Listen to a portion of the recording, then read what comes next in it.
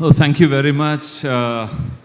We are going to start the post-student session, and I'm very happy to be talking to Srimati Neerada Suresh, one of the prominent voices in the Indian English poetry.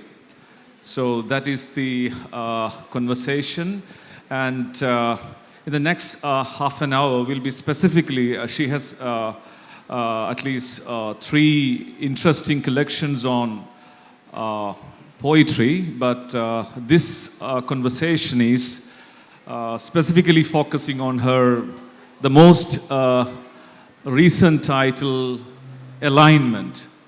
So that is the central thrust of this conversation, and as you know that, it's very difficult to be talking to poets, right? Poets are very serious about their choice of words, the textures and the minute nuances of words they're using. So I'm very conscious of the process. And before we exactly moving into the process, I'd like to say one or two words about her poetry, right? And at the outset, I would like to tell you the fact that she's not excited about being called as feminist, right? Since we are all in Kerala, and we are absolutely aware of the kind of debates happening. She's saying that I'm not excited about the idea of feminist, but of course I'll be talking about issues that are real concern with women. So that's a very interesting take she made. And she's very fortunate to have some interesting comments on her poetry. Her first collection was introduced by none other than K. Sachidanandan. And of course, if I take one of his comments, he says, not a single dull moment can be seen in her poetry. That is the observation by Mr. K. Sachidanandan. And the last one, the most recent one, that is Alignment, is introduced by the prominent Malayalam critic, Mr. E.V. Ramakrishnan. He is also equally full of prizes and excitement about her poetry. But one point I would like to make a special mention is that in spite of all the excitements and celebrations, he made a very interesting observation that she starts with a domestic life, she elaborates domestic life, but unlike many other women poetry, she doesn't go beyond that space of domesticity. I don't know whether it is an exactly right observation. So these are my introductory observation on Neerada Suresh, whom I would say one of the most recent, one of the most authentic voices in Indian English poetry. I don't know whether she will be exactly excited about that. Ma'am, let's start the conversation. Would you say something about your career or the starting of your life as a poet? Maybe something to reflect on your own experiences as a poet. Yes, welcome to all of you poetry lovers who are here. Thank you, Professor, for those nice words. And this question was quite out of the blue, asking me to say something about my career. My career, all my life, I have been a teacher. And then I went into administration, and then trainer, then testing and evaluation is what I do. And he also said that I'm uncomfortable under the label of being called a feminist. I think I have outgrown feminism with my first volume of poetry called Bonsai.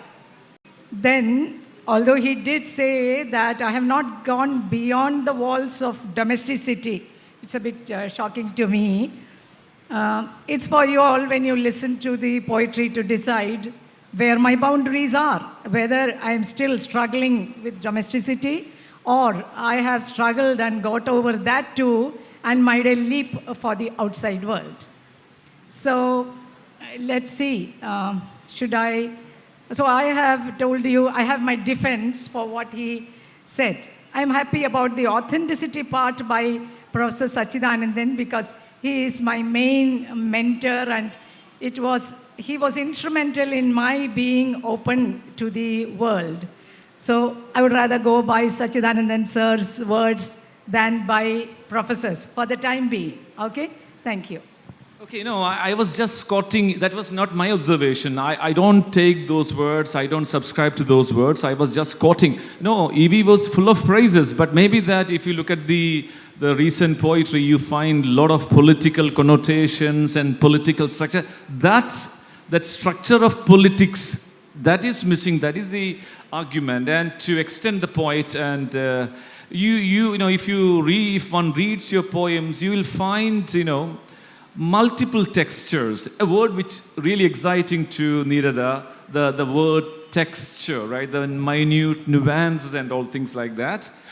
And if you read the poems of Neerada, you will find that there are poems which are really feministic, right? Really feministic, you know, which you can, you know, easily see through the larger concerns of feminists and the debates happening in feminism. But along with that, you also find poems that are so close to the life of a woman, right? I think when you read Neerada, we need to be transgressing the normal binaries of feministic, non-feministic, feminine writing. In that sense, it's a very complex poetic world. The thematic or poetic world is so complex that it is beyond the binaries that are so popular with the academics like me. What is your take on the complex transgression of the constructed binaries? Professor, I love that last bit that you said, that may not be, after all, a hardcore feminist, but I have crossed boundaries.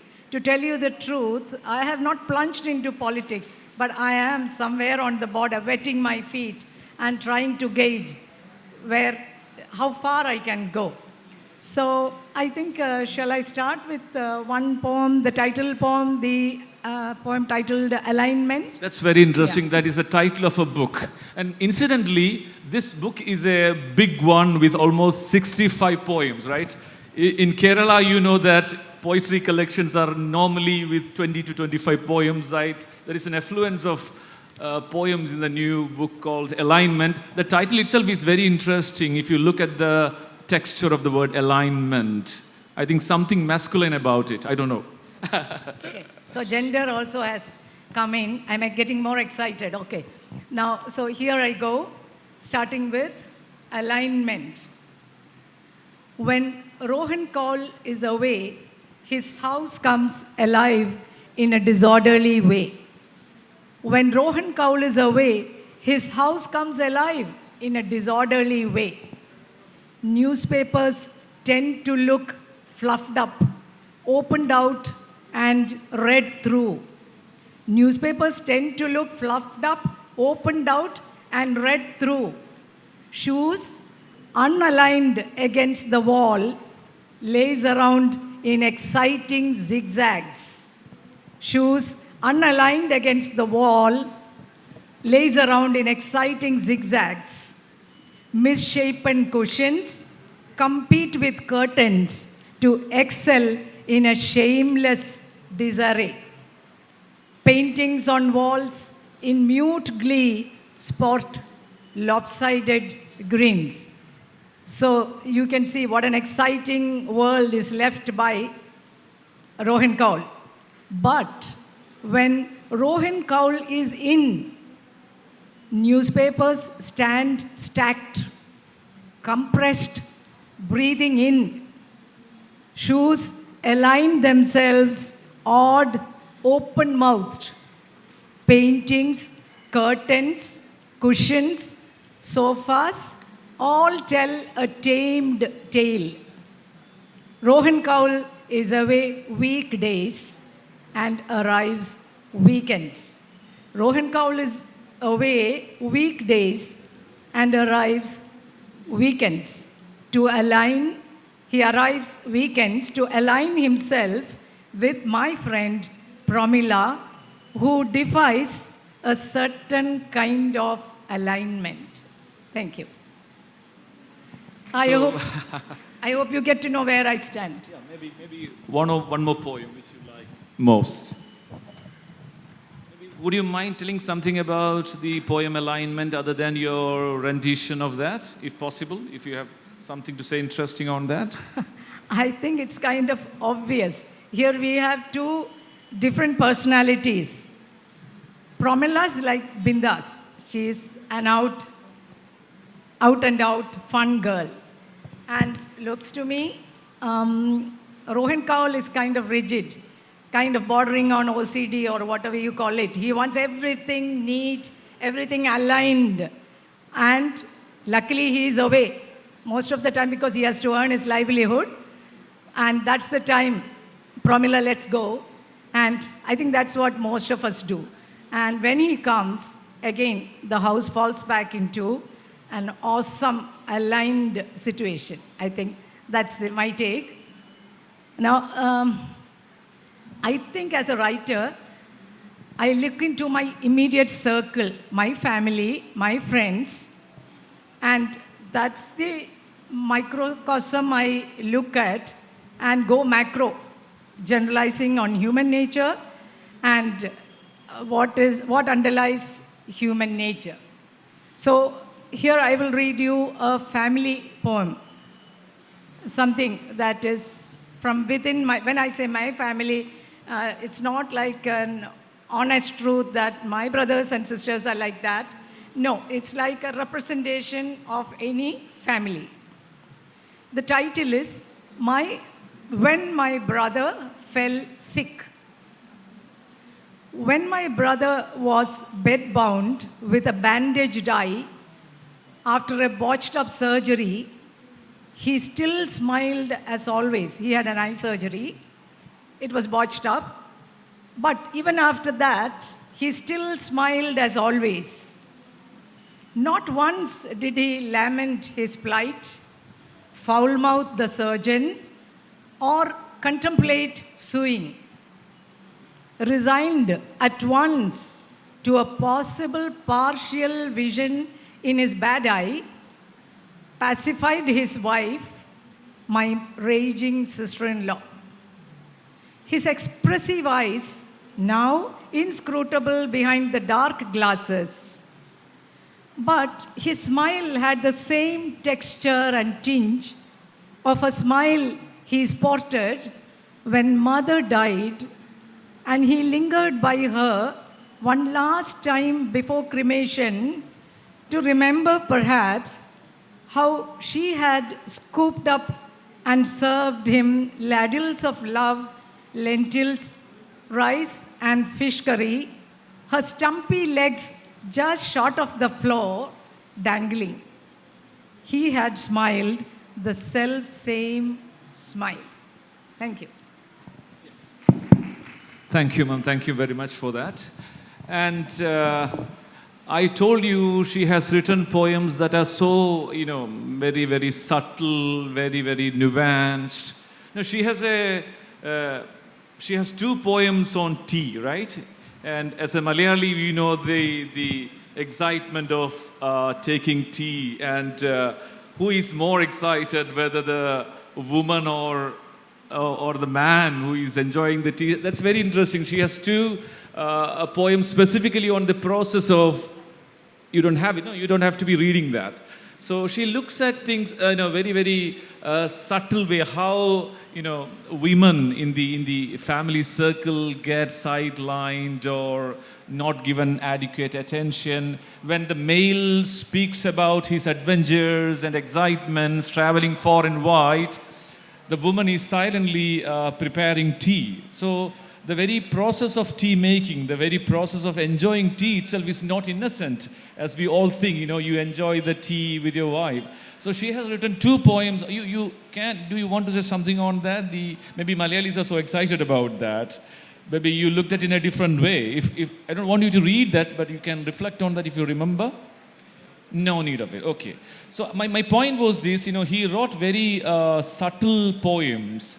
And beside that, if I look at the another side of the poet Neerada, she has a compilation of poems which are so, touching, so close to the human heart, the human attachment, the human feelings, I think she presents a waiter, and how he's managing to make others happy in spite of all his, issues of, being old and all. Ma'am, can you reflect on that, on some of the poems of that nature specifically?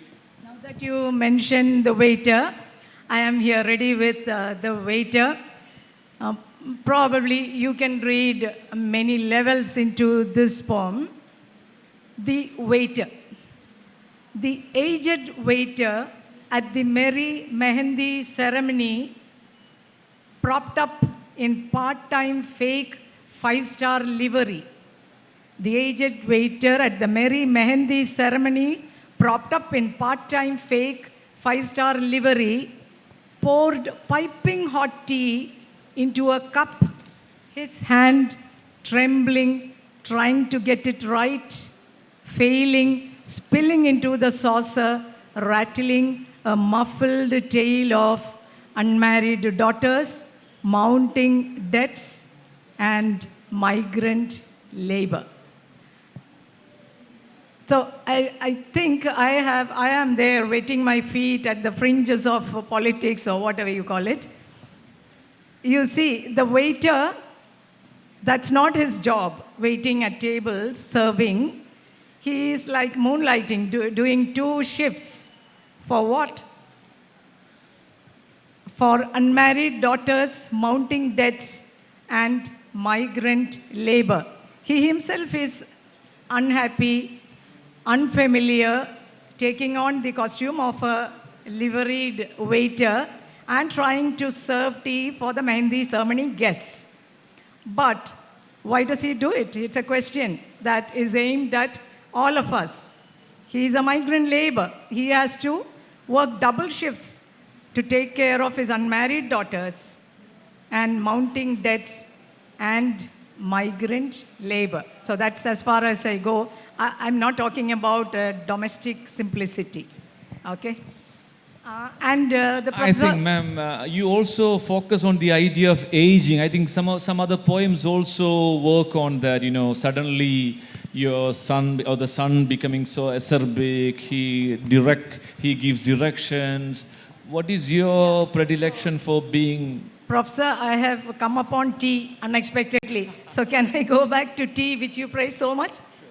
Okay. This is in two parts, T1 and T2.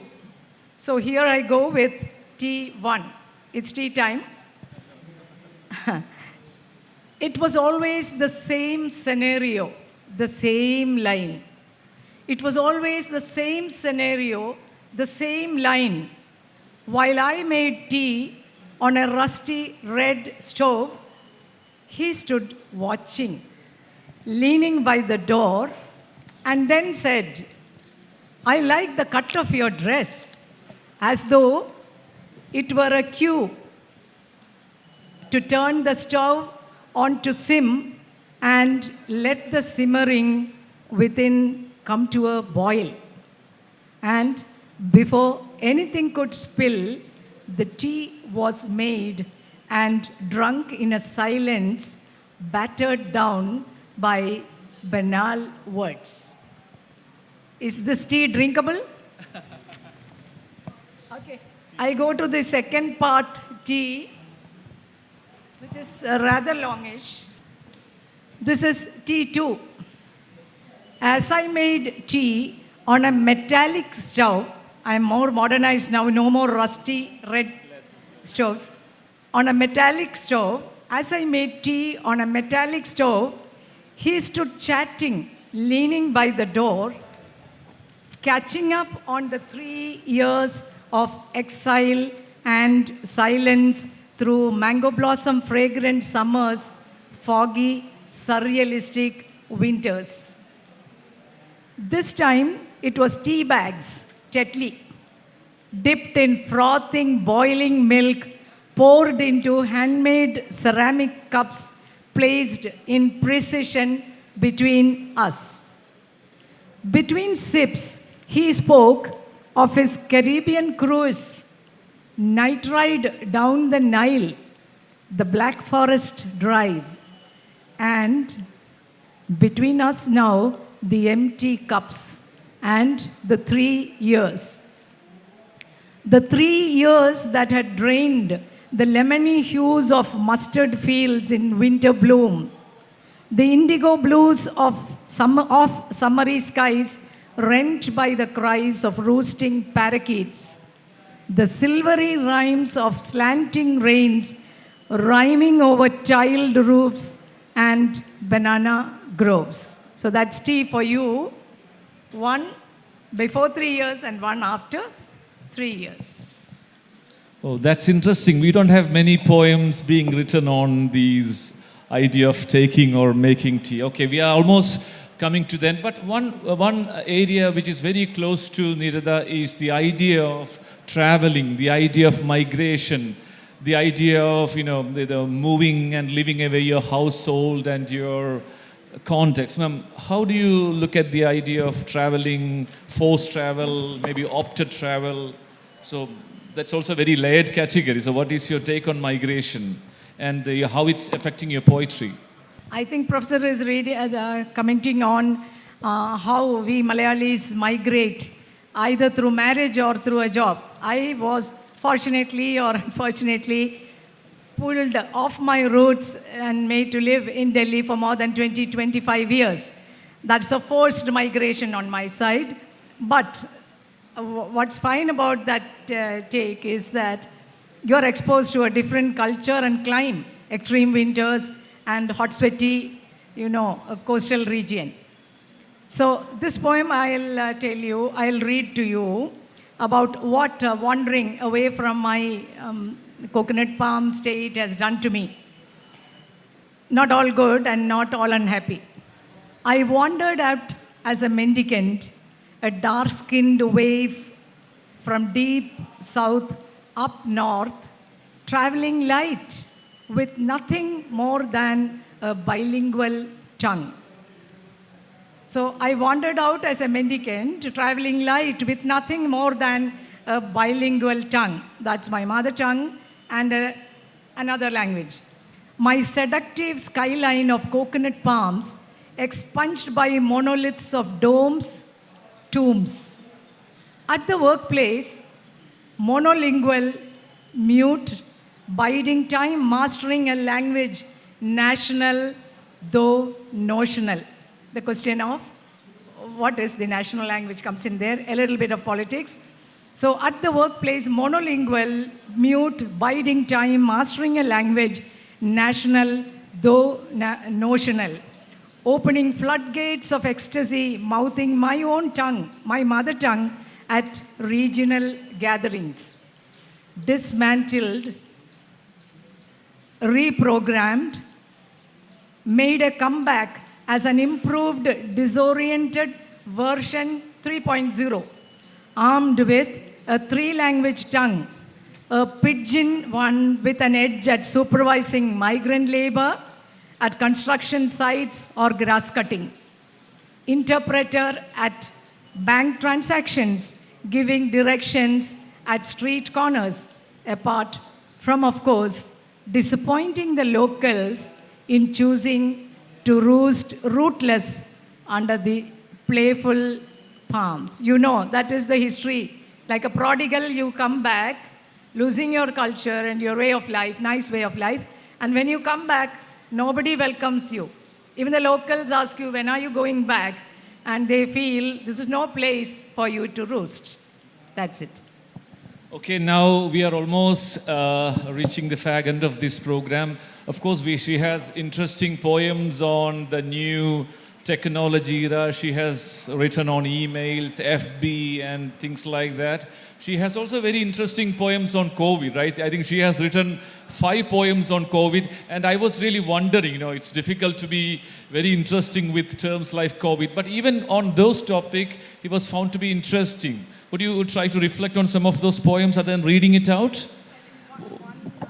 I think one should be representative, titled, Ask Google. That's very interesting poem. Yeah. Ask anything.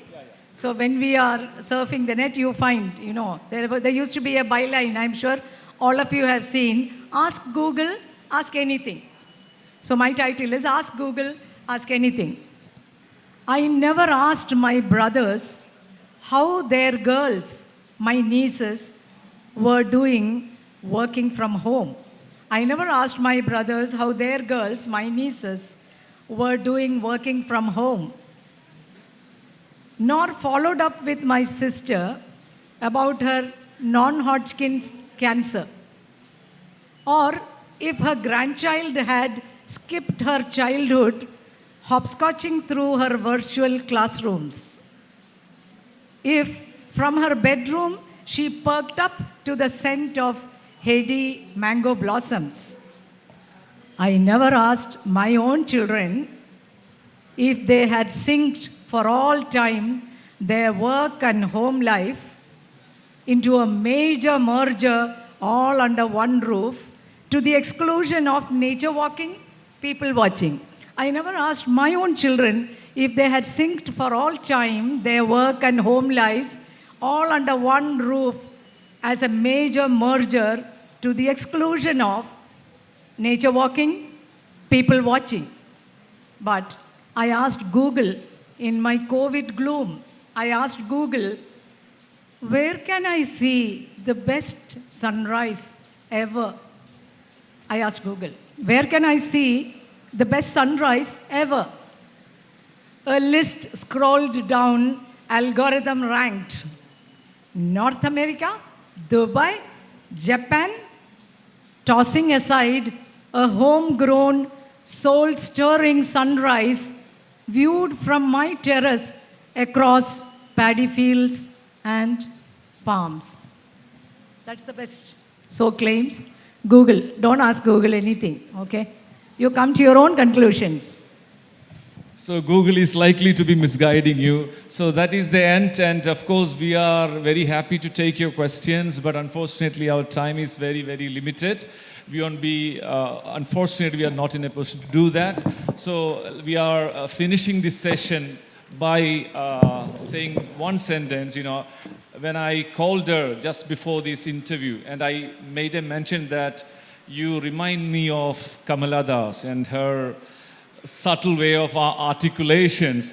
But she was excited initially, but she didn't take it much further. She wants to be of her own style. She doesn't want to be carried away by the styles of other poets. But one interesting thing I noted was that, she was really must have read enormous amount of Kamala Das poetry, because that is very well visible in her writing, though she doesn't want to be so excited about that idea of being influenced like that. So with that, this is the last statement. We'll be winding up.